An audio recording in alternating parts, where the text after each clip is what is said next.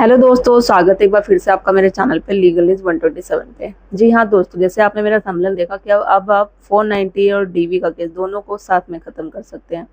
Supreme court के एक ऐसे लैंडमार्क जजमेंट के बारे में बात करूंगी मैं इस वीडियो पे, जिसमें कि जो पति अभी इस वक्त पीड़ित है अपनी पत्नी से, झूठे केसेस में फंसा रही है पत्नी और साथ ही साथ रिश्तेदारों को भी फंसा रही है, वो रिश्तेदार जो दूर दूर तक बिल्कुल इन्वॉल्व भी नहीं है आपके केस में।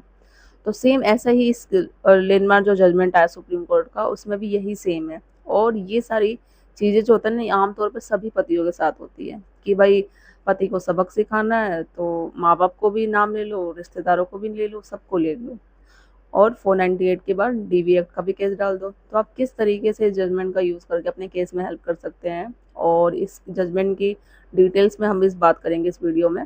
चैनल पे आप मेरे नए जुड़े हैं जब तक, तो चैनल को लाइक करना, शेयर करना, सब्सक्राइब करना बिल्कुल मत भूलिए। साथ ही बेल आइकन दबा दीजिए ताकि आपको मेरी वीडियो की सबसे पहले नोटिफिकेशन मिलती रहे।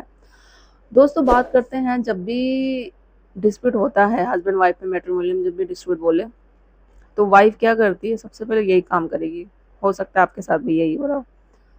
498 का और जैसे मैं डीवी एक्ट बताती हूँ, मेंटेनेंस, ये 3 कॉमन केसेस हैं, वो करती ही करती है। ठीक है, अब भाई आपने उसकी बात नहीं मानी, लड़ाई झगड़ा हुआ, क्या कोई डिमांड थी उसकी पूरी नहीं हुई, आपके पेरेंट्स ने उसको बोला, जैसे सास बहू का जो आमतौर पे झगड़ा होता है, वो चली गई लड़ झगड़ के मायके। अब वो ये चाहते हैं कि भाई इसके साथ साथ इसके पेरेंट्स को भी फंसा दूंगे। पेरेंट्स को क्यों, इसके पूरे रिश्तेदारों को ही फंसा दूंगे। यही बात हुई, ये जो जजमेंट आया सुप्रीम कोर्ट का, सेम इसी केस में भी यही बात हुई। अब इस जजमेंट के बारे में थोड़ी डिटेल्स में बात करते हैं। मैं इसका जो जजमेंट है ना, डिस्क्रिप्शन में शेयर कर दूंगी लिंक, आप डिटेल्स में अच्छे से पढ़ लीजिएगा। इन शॉर्ट में जो चीज़ें हैं इंपॉर्टेंट वो मैं बता देती हूँ। हुआ क्या, हस्बैंड वाइफ की जो शादी हुई 2016 में, चेन्नई का केस है। चेन्नई से लेके हैदराबाद तक उसकी वाइफ ने एक पूरे खानदान को ना, मतलब बोलते हैं ना, लपेट ले पूरे केसों में, बहुत दौड़ लगा दी। अब वो डॉक्टर है, उसका हस्बैंड, 2016 में शादी हुई, दोनों में वही डिस्प्यूट हुआ। फिर पत्नी ने क्या आरोप लगाया कि मुझसे और मेरे घर वालों से 30 लाख की डिमांड की थी डावरी की, दहेज की, जिसमें कि हमने 10 लाख दिया, सिर्फ 15 तोले सोना वगैरह दिए थे। जब डिमांड पूरी नहीं की तो मुझे टॉर्चर किया जाता था, मेरे साथ अत्याचार किया जाता था, मारपीट की जाती थी। मेरी सास की बहन के का बेटा और उसकी फैमिली वाले भी मुझे टॉर्चर करते थे, ये तक बोला। मतलब सास तो सास ठीक है, उसकी बहन, सास की बहन और उसके बच्चे उसको भी परेशान कर देते दहेज के लिए, उससे मारते पीटते थे। ये भी उसने अपनी कंप्लेंट में दर्ज कराई जब एफआईआर की, और ये सारी चीज़ें की। सबके नाम मतलब ले लिए, मतलब एक ही ब्रश में बोलो कि चेन्नई से लेकर हैदराबाद सबको लपेट लिया उसने केस में। अब 2021 में फिर उसने डीवी का केस भी कर दिया। अब पति और उसके रिश्तेदार पहुंच गए भाई हाई कोर्ट क्वेश कराने के लिए कि अपना नाम, भाई हम तो शामिल ही नहीं, हमने तो कुछ किया ही नहीं, वही जो आमतौर पे अब सबके साथ होता है। हाई कोर्ट ने रिजेक्ट मार दी उनकी पिटिशन कि भाई नहीं, इसका ट्रायल होना ज़रूरी है। फिर वो लोग पहुंच गए सुप्रीम कोर्ट। जब सुप्रीम कोर्ट में केस पहुंचा तो वही सारी चीज़ें हैं। देखो दोस्तों, मैं हमेशा कहती हूँ, जब भी, अब जैसे ये लोअर कोर्ट में, निचली अदालतों में, ज़रूरी नहीं होता कि जब आपका केस ना सुना जाए, आपके फेवर में फैसला ना आए, तो आपको उसी वक्त ना हार नहीं मानना चाहिए। लोग क्या करते हैं ना, भाई मेरा फैसला तो आया ही नहीं, पत्नी के फेवर में ही गया, तो चीज़ को लेके हार मान जाती है, कहानी अब यहीं ख़त्म हो गई, अब कुछ नहीं हो सकता, पत्नी की जीत हो गई। तो ऐसा मत सोचो, बिल्कुल ऐसा नहीं है कि अपन निचली अदालत में फैसला नहीं हुआ, वो जज नहीं आपके फेवर में नहीं सुना, सारी चीज़ें होते हुए, तो ऐसा नहीं है कि केस यहीं ख़त्म हो जाएगा। आप और फाइट करो, हाई कोर्ट जाओ, सुप्रीम कोर्ट जाओ, आपको पता है कि आप सही हो तो सच्ची की ही जीत होगी। तो वैसे ही फिर ये लोग भी क्या गए, सुप्रीम कोर्ट गए। सुप्रीम कोर्ट ने सारी चीज़ें देखा।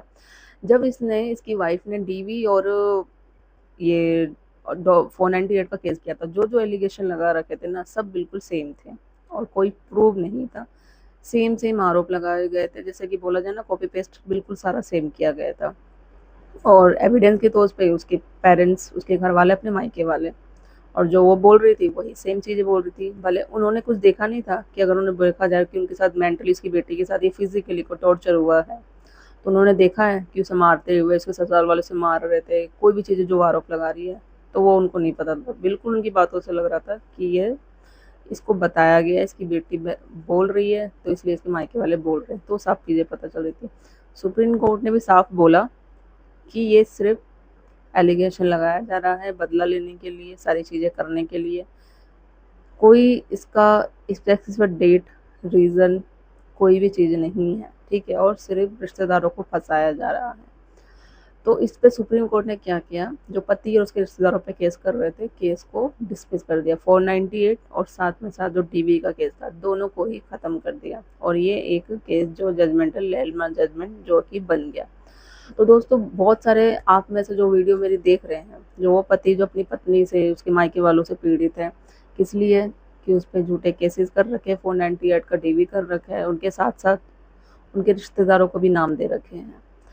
तो इस सिचुएशन में बहुत सारे, देखो इस चीज़ से होता क्या है, मैंने जैसे ये बोला कि आप अगर फर्स्टली लोअर कोर्ट में, फैमिली कोर्ट में मामला जाता है, तो आपको आपका अगर फैसला आ जाता है तो वही एक फैसला नहीं होता, आपको फाइट करनी पड़ेगी, आगे जाएगा। ज़रूरी नहीं है वो कोर्ट, अगर आपने निचली अदालत में कोर्ट आपकी बात नहीं सुनी तो हाई कोर्ट वाले नहीं सुनेंगे, सुप्रीम कोर्ट वाले भी नहीं सुनेंगे।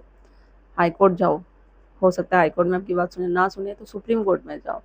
अब कुछ लोग बोलेंगे बट पैसा लगता है हाई कोर्ट सुप्रीम कोर्ट में जाने में। जिस तरीके से आप मेंटली परेशान हो गए फैमिली कोर्ट में जाके, वहाँ आपका मेंटेनेंस अलग होगा, सारी चीज़ें होगी, कोर्ट में आना जाना, इतना परेशान हो गए, पैसा भी तो मेंटेनेंस भी दोगे। तो उसी से आप हाई कोर्ट सुप्रीम कोर्ट के भी केस लड़ सकते हो और आपके फेवर में भी आ जाएगा, आपका एविडेंस है। इसमें जो पत्नी ने ये भी आरोप जैसे लगा रखा था कि भाई मेरा पति चरित्रहीन है, मतलब अडल्ट्री में, बल्कि उल्टा ही था, उसकी वाइफ थी और उसके बाद प्रूफ थे और उसको प्रूफ ने दिया, जब भी इग्नोर कर दिया गया था निचले अदालत में। और सुप्रीम कोर्ट ने सारी चीज़ें देखी, भाई पति सही है। तो होता है 90% केसेस ऐसे ही आते हैं, ठीक है। और मैं एक सच बात क्लियर कर दूँ, और जिनके पास सच में उन लेडीज़ के साथ जो अत्याचार होता है ना, वो तो इनकी वजह से वो मतलब पीछे ही बोलो रह जाती है, वो कोर्ट तक पहुंचती नहीं है।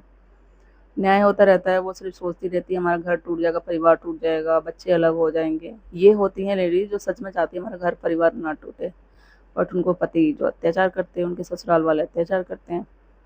और वो लेडीज है जिनके साथ कुछ हुआ नहीं है, वो तो कोर्ट कचहरी के चक्कर काटती है। तो ये सारी चीज़ें तो चलती रहती है।